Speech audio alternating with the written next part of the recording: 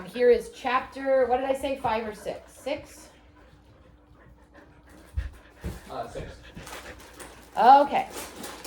They were going to turn her into a boy. As a boy, you'll be able to move in and out of the market, buy what we need, and no one will stop you, Mother said. It's a perfect solution, Mrs. Weir said. You'll be our cousin. No, Raven. Raven, no. Dogs, go. Dogs, go. Go. Go, dogs, go. You'll be our cousin from Jalabad, Noria said. Come to stay with us while our father is away. Parvana stared at the three of them. It was as though they were speaking a foreign language, and she didn't have a clue what they were saying. If anybody asks about you, we'll say that you have gone to stay with an aunt in Kunduz, Mother said. But no one will ask about you. At these words, Parvana turned her head sharply to glare at her sister. If ever there was a time to say something mean, this was it. But she couldn't think of anything. After all, what Noria said was true. None of her friends had seen her since the Taliban closed the schools. Her relatives were scattered to different parts of the country, even to different countries. There was no one to ask about her. You'll wear Hossein's clothes, Mother's voice caught. And for a moment it seemed as though she would cry, but she got control of herself again. They will be a bit big for you, but we can make some adjustments if we have to. She glanced over at Mrs. Weira. Those clothes have been idle long enough. It's time they were put to use. Remember, that's her brother that had died, her older brother. Parvana guessed Mrs. Weir and her mother had been talking long and hard while she was asleep. She was glad of that. Her mother already looked better, but that didn't mean she was ready to give in.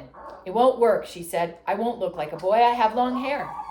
Noria opened the cupboard door, took out a sewing kit, and slowly opened it up. It looked to Parvana as if Noria was having too much fun as she lifted the scissors and snapped them open and shut a few times. Come on, Sidge. You're not cutting my hair, Parvana's hands flew up to her head. How else will you look like a boy, Mother asked. Cut Noria's hair. She's the oldest. It's her responsibility to look after me, not my responsibility to look after her. No one would believe me to be a boy, Noria said calmly, looking down at her body. Noria being calm just made Parvana madder. I'll look like that soon, Parvana said. You wish. We'll deal with that when the time comes, Mother said quickly, heading off the fight she knew was coming. Until then, we have no choice. Someone has to be able to go outside, and you are the one most likely to look like a boy. Parvana thought about it. Her fingers reached up to her back to see how long her hair had grown. It has to be your decision, Mrs. Weira said. We can force you to cut off your hair, but you're still the one who has to go outside and act the part. We know this is a big thing we are asking, but I think you can do it. How about it? Parvana realized Mrs. Weira was right. They could hold her down and cut off her hair, but for anything more, they needed her cooperation. In the end, it really was her decision. Somehow, knowing that made it easier to agree. All right, she said, I'll do it. Well done, said Miss Weira. That's the spirit. Noria snapped the scissors again. I'll cut your hair, she said. I'll cut it, Mother said, taking the scissors away. Let's do it now, Parvana. Thinking about it won't make it any easier. Parvana and her mother went into the washroom where the cement floor would make it easier to clean up the cut-off hair. Mother took Hossein's clothes in with them. Do you want to watch? Mother asked, nodding toward the mirror. Parvana shook her head, then changed her mind. If this was the last she would see of her hair, then she wanted to see it for as long as she could. Mother worked quickly. First, she cut off a huge chunk in a straight line at her neck. She held it up for Parvana to see. I have a lovely piece of ribbon packed away, she said. We'll tie this up and you can keep it. Parvana looked at the hair in her mother's hand. While it was on her head, it had seemed important. It didn't seem important anymore. No thanks, said Parvana. Throw it away. Hey, Isaac. Honey, come sit down, please. You're being rude. Come sit down. No, it's too much. Come sit down. Her mother's lips tightened. If you're going to sulk about it, she said, and she tossed the hair down to the floor. As more and more fell away, Parvana began to feel like a different person. Her whole face, can you get your legs off the table, guys? Because the video is on there. Her whole face showed. What was left of her hair was short and shaggy. It curled in a soft fringe around her ears. There were no long parts to fall into her eyes, to become tangled on a windy day, to take forever to dry when she got caught in the rain. Her forehead seemed bigger. Her eyes seemed bigger too, maybe because she was opening them so wide to be able to see everything. Her ears seemed to stick out from her head. They look a little funny, Parvana thought, but a nice sort of funny. I have a nice face, she decided. Mother rubbed her hands brusquely over Parvana's head to rub away any stray hairs. Change your clothes, she said. Then she left the washroom. All alone, Parvana's hand crept up to the top of her head. Touching her hair gingerly at first, she soon rubbed the palm of her hand all over her head. Her new hair felt both bristly and soft. It tickled the skin on her hand. I like it, she thought, and she smiled. She took off her own clothes and put on her brother's. Hussein's shalwar kameez, so that's probably in the back in the glossary. Yeah, the shalwar kameez is long, loose shirt and trousers worn by both men and women. A man's shalwar kameez is one color with pockets in one side and on the chest.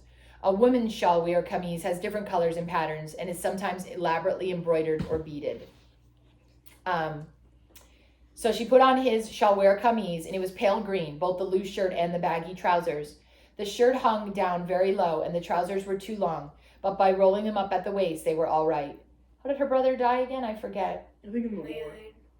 A landmine, you're right. There was a pocket sewn into the left side of the shirt near the chest. It was just big enough to hold money and maybe a few candies if she ever had candies again. There was another pocket on the front. It was nice to have pockets. Her girls' clothes didn't have any. Parvana, haven't you changed? Parvana stopped looking at herself in the mirror and joined her family. The first face she saw was Miriam's. Her little sister looked as if she couldn't quite figure out who had walked into the room. It's me, Miriam, Parvana said. Parvana! Miriam laughed as she recognized her. Hossein, her mother whispered. You look less ugly as a boy than you do as a girl, Noria said quickly. If Mother started remembering Hossein, she'd just start crying again. You look fine, said Miss Weira. Put this on. Mother handed Parvana a cap. Parvana put it on her head. It was a white cap with beautiful embroidery all over it. Maybe she'd never wear her special red shalwar kameez again, but she had a new cap to take its place. Here's some money, her mother said. Buy what you were not able to buy yesterday. She placed a patu around Parvana's shoulder. That's a gray or brown woolen blanket shawl worn by Afghan men and boys. It was her father's. Hurry back. Parvana tucked the money into her new pocket. She slipped her feet into her sandals and then reached for her chador. You won't be needing that, Noria said. Parvana had forgotten, and suddenly she was scared. Everyone would see her face. They would know she wasn't a boy. She turned around to plead with her mother. Don't make me do this. You see, Noria said in her nastiest voice, I told you she was too scared. It's easy to call someone else scared when you're safe inside your home all the time. Parvana shot back. She spun around and went outside, slamming the door behind her. Out on the street, she kept waiting for people to point at her and call her a fake, but no one did. No one paid any attention to her at all. The more she was ignored, the more confident she felt. When she had gone into the market with her father, she had kept silent and covered up her face as much as possible. She had tried her best to be invisible. Now, with her face open to the sunshine, she was invisible in another way. She was just one more boy on the street. She was nothing worth paying attention to.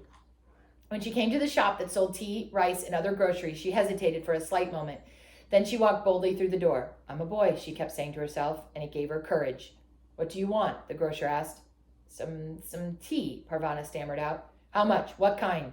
The grocer was gruff, but it was an ordinary bad mood gruff, not gruff out of anger that there was a girl in his shop. Parvana pointed to the brand of tea they usually had at home. Is that the cheapest? This one is the cheapest. He showed her another one. I'll take the cheapest one. I also need 5 pounds of rice. Don't tell me. You want the cheapest kind. Big spender. Parvana left the shop with rice and tea, feeling very proud of herself. I can do this, she whispered. Onions were cheap at the vegetable stand. She bought a few. Look what I got, Parvana exclaimed as she burst through the door of her home. I did it. I did the shopping and nobody bothered me. Parvana! Mariam ran to her and gave her a hug. Parvana hugged her back as best she could with her arms full of groceries. Mother was back on the toe shack facing the wall, her back to the room. Ali sat beside her, patting her and saying, Mama, Mama, trying to get her attention. Noria took the groceries from Parvana and handed her the water bucket. As long as you've got your sandals on, she said. What's wrong with Mother now? Shh, not so loud. Do you want her to hear you? She got upset after seeing you in Hossein's clothes. Can you blame her?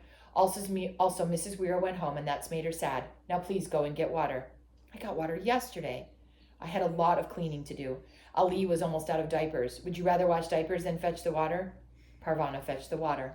Keep those clothes on, Noria said when Parvana returned. I've been thinking about this. If you're going to be a boy outside, you should be a boy inside. What if someone comes by?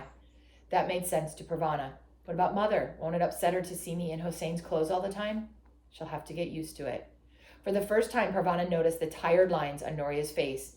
She looked much older than 17. I'll help you with supper, she offered. You help? All you do is get in my way.